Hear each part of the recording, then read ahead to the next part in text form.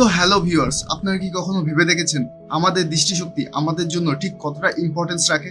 এবার ভেবে দেখুন, একজন অন্ধ ব্যক্তির কেউ যদি দৃষ্টিশক্তি ফিরিয়ে দেয়, তাহলে সেই অন্ধ ব্যক্তির কাছে সেই মানুষটির স্থান ঠিক কোথায় হবে? তো চলুন আজ এমনই একজন মহান ব্যক্তির সাথে আমরা পরিচয় করিয়ে নিই।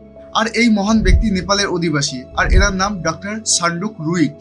আর আপনাদের জানিয়ে রাখি, ডক্টর রুইট আফ্রিকা আর এশিয়া জুড়ে প্রায় 1,80,000 মানুষের চোখের দৃষ্টি ফিরিয়ে দিয়েছিলেন এবং সারা জীবন ধরে তিনি নিজের হাতে 1,00,000-এরও বেশি সার্জারি করিয়েছেন।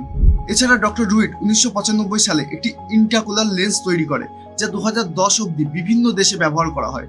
এছাড়া তিনি 7,500 টাকার লেন্স মাত্র 250 টাকায় উপলব্ধি করার ব্যবস্থা করে দেন এবং যাদের কাছে পর্যাপ্ত অর্থ ছিল না চিকিৎসা করার জন্য, তিনি তাদেরও চিকিৎসা করার ব্যবস্থা করে দেন।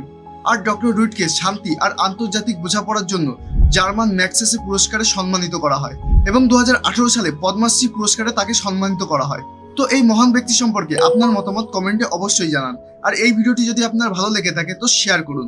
আর আমার চ্যানেলে যদি আপনি নতুন হয়ে থাকেন তো অবশ্যই সাবস্ক্রাইব করুন। ধন্যবাদ।